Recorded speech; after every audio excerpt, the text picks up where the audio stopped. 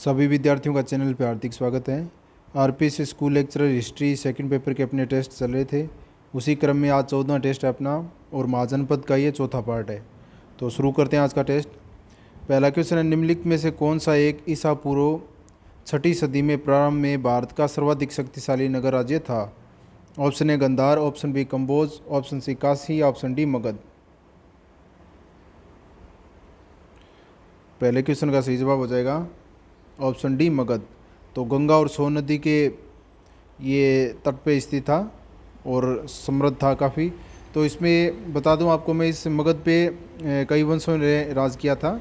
उसमें पहला वंश था अपना वृहद्रथ, उसके बाद था प्रद्योत, उसके बाद आर्यक वंश, उसके बाद शिशुनाग, उसके बाद नंद, फिर मौर्य।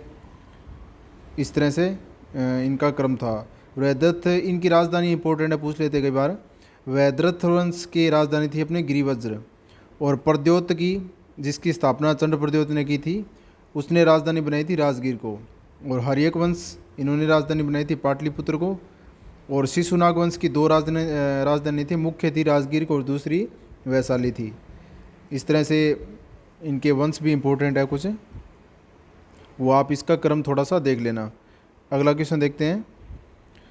क्वेश्चन नंबर 2, निम्नलिखित में से कौन कौन से भारत का ईरानी आक्रमण के प्रभाव के रूप में माना जाता है? तो भारत पे ईरान का जो आक्रमण हुआ था उसका क्या क्या प्रभाव भारत पे पड़ा था? ऑप्शन ए खरोष्टी लिपि का प्रचार हुआ था, ऑप्शन बी अभिलेख उत्कीर्ण करने की कला का प्रचार हुआ था, ऑप्शन सी ईरानियों की छत्र प्रणाली का प्रचार हुआ था, ऑप्शन डी घंटा आकार के गुंबज की कला का प्रचार हुआ था। तो भारत पे पहला विदेशी आक्रमण ईरानी हुआ था, आप सभी जानते हैं। तो इस ईरानी आक्रमण का भारत पे क्या प्रभाव पड़ा था? तो क्वेश्चन 2 का सही जवाब हो जाएगा ये सभी सारे हैं। तो इसमें उपरोक्त सभी। खरोष्ट लिपि का प्रचार हुआ था और इसमें अभिलेख उत्कीर्ण करने की कला का प्रचार हुआ था। ईरानियों का छत्र प्रणाली, ये भी प्रचार हुआ था। और घंटे के आकार का गुंबज, ये कला भी इसमें अपने छोड़ी गई थी इनके द्वारा। क्वेश्चन नंबर 3 देखते हैं। निम्नलिखित में से कौन सा एक सिकंदर के आक्रमण का प्रभाव नहीं था? इसमें नहीं बताना है अपने को। ऑप्शन ए, इस आक्रमण ने भारत और यूनान के बीच प्रत्यक्ष संपर्क स्थापित करवाया। ऑप्शन बी, इस आक्रमण ने पश्चिमोत्तर भारत में यूनानियों की स्थापना का मार्ग प्रशस्त किया। ऑप्शन सी, सिकंदर अपने उपनिवेशों की स्थापना के लिए उत्तरदायी था। ऑप्शन डी, उसने भारत को यूनान की रियासत बनाया।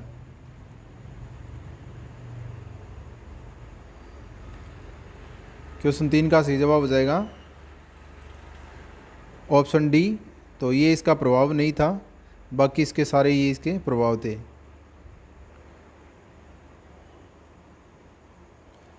क्वेश्चन नंबर 4 देखते हैं। निम्नलिखित में से किस राज्य में गणतंत्रात्मक व्यवस्था, शासन व्यवस्था नहीं थी? तो इसमें नहीं बताना है अपने को। ऑप्शन ए, कपिलवस्तु के शाक्य, ऑप्शन बी, कुशीनगर के मल्ल, ऑप्शन सी, वैशाली के लिच्छवी, या ऑप्शन डी मगध। तो इसमें राजतंत्र व्यवस्था के किस में थी? क्वेश्चन नंबर 4 का सही जवाब हो जाएगा ऑप्शन डी मगध। तो मगध में थी, बाकी ये सभी में गणतंत्र था। क्वेश्चन नंबर 5 देखते हैं। निम्नलिखित में से किसे सैन्य अर्थात नियमित और स्थायी सेना रखने वाला कहा जाता था? Option A Bimbisara, option B Ajatashatru, option C Udayana, या ऑप्शन डी शिशुनाग। क्वेश्चन 5 का सही जवाब हो जाएगा ऑप्शन ए बिंबिसार। क्वेश्चन 6 देखते हैं। निम्नलिखित में से किसे उग्रसेन यानी भयानक सेना का स्वामी कहा जाता था? Option A Mahapadmananda, option B Ganananda, option C Shishunaga, या ऑप्शन डी बिंबिसार। क्वेश्चन 6 का सही जवाब हो जाएगा ऑप्शन ए महापद्मनंद। तो इसके द्वारा ही अपने नंद वंश की स्थापना की गई थी। सर्वशत्रांतक और ये अपने एकराट उपाधि इन्होंने ही धारण की थी। बाकी गणानंद ये इसके नंद वंश के अंतिम शासक थे। क्वेश्चन नंबर 7 देखते हैं। डेरियस दारेबाहु प्रथम ने 516 बीसी में सिंधु के तटवर्ती भूभाग को जीत के उसे ईरान का 20वां प्रांत बनाया। उससे उसे कितना राजस्व प्राप्त होता था? Option A 360 talent, option B 370 talent, option C 260 talent या ऑप्शन डी 270 टैलेंट। तो ये टैलेंट उस समय की उनकी मुद्रा थी।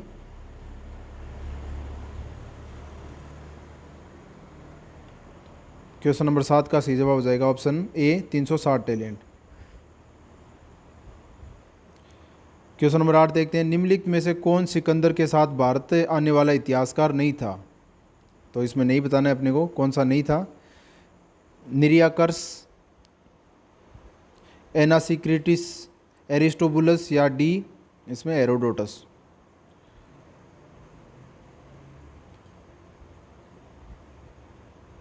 तो क्वेश्चन नंबर 8 का सही जवाब हो जाएगा ऑप्शन डी हेरोडोटस। तो बाकी ये सारे आए थे सिकंदर के साथ, और ये हेरोडोटस कभी नहीं आया था, और ना ही ये कभी भारत आया था, तभी आया नहीं था, और इसने अपने इतिहास में भारत का वर्णन किया था। तो अपने जीवन काल में ये कभी भारत नहीं आया था। क्वेश्चन नंबर 9 देखते हैं, महाजनपद काल में श्रेणियों के संचालन को कहा जाता था। श्रेणियों के संचालन को कहा जाता था। ऑप्शन ए श्रेष्ठिन, ऑप्शन बी सेठ, ऑप्शन सी ज्येष्ठ, क्या ऑप्शन डी ग्राम भोजक।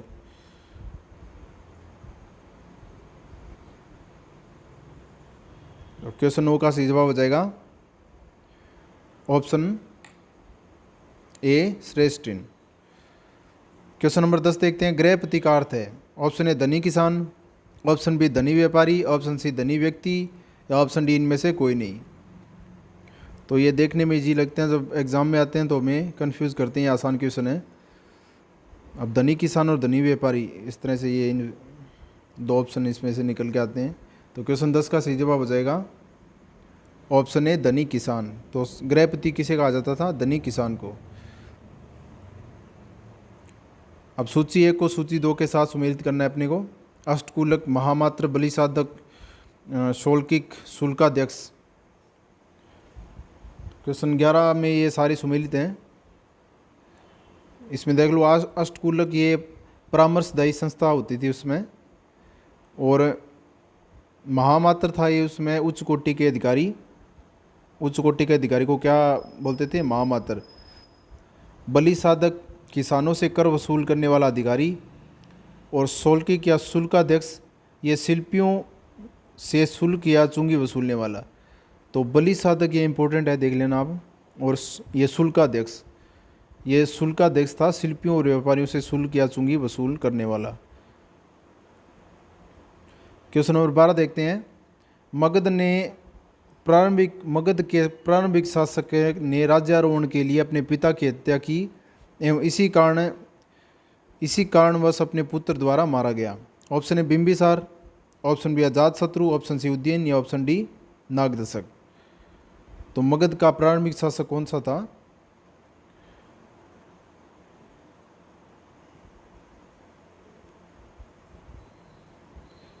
तो क्वेश्चन 12 का सही जवाब हो जाएगा ऑप्शन बी अजातशत्रु।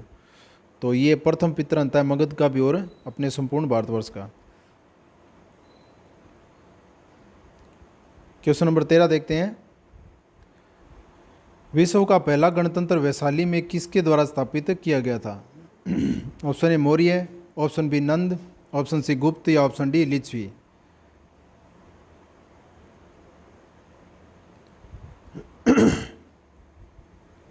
तो इसमें अगर आपको वैशाली का ये पता है यहाँ पे किस वंश का शासन था, तो इसमें इसका आंसर आ जाएगा।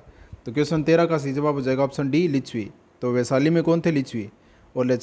और इनके द्वारा पहला गणतंत्र स्थापित किया गया था। क्वेश्चन नंबर 14, इसमें सूची को सुमेलित करना है अपने को।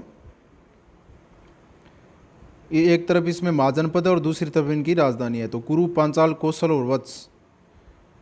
तो इसको सुमेलित कर देता हूँ मैं। तो इसमें देख लो आप, कुरु, इसमें पहले का हो गया चौथा, यहाँ कुरु का हो गया इंद्रप्रस्थ, और पांचाल का आई छत्रपुर, कौशल का ये अपना हो गया साकेत, और वत्स का कौशाम्बी। तो ये अपने कौशल की दो राजधानी थी, आई छत्रपुर, और ये अपने पांचाल की दो थी, आई छत्रपुर थी एक तो, और एक थी इसकी काम्पिल्य। तो उत्तर दक्षिण दो भाग थे इसके, बाकी ये सारे। क्वेश्चन नंबर 15 देखते हैं, निम्नलिखित में से कौन एक बौद्ध ग्रंथ 16 महाजनपदों का उल्लेख करता है? ऑप्शन ए अंगुत्तर निकाय, ऑप्शन बी मध्यम निकाय, ऑप्शन सी खुद्दक निकाय या ऑप्शन डी दिग्ग निकाय।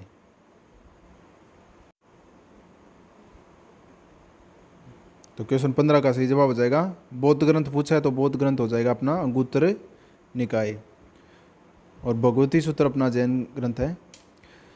16 महाजनपदों में एकमात्र महाजनपद जो दक्षिण भारत में स्थित है, इंपॉर्टेंट क्वेश्चन है। Option A Panchala, option B Avanti, option C Kamboja या ऑप्शन डी अस्मक। तो एकमात्र महाजनपद जो दक्षिण भारत में स्थित था, क्वेश्चन नंबर 16 का सही जवाब हो जाएगा ऑप्शन डी अस्मक। और पोतन पोदली इसकी राजधानी थी, पोतन या पोटली। क्वेश्चन 17 देखते हैं, निम्नलिखित में से किस ग्रंथ में चंद्रगुप्त मौर्य को वत्सल या कुलहीन कहा गया था?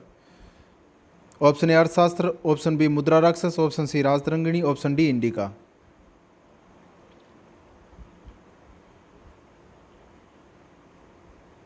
तो क्वेश्चन नंबर 17 का सही जवाब हो जाएगा ऑप्शन बी मुद्रा राक्षस। तो अर्थशास्त्र ये राजतरंगिणी, ये कश्मीर का इसमें इतिहास लिखा गया है कल्याण द्वारा। इंडिका ये होगी इसकी अपने मेगस्थनीज की, और मुद्रा राक्षस ये विशाख दत्त की हो गई।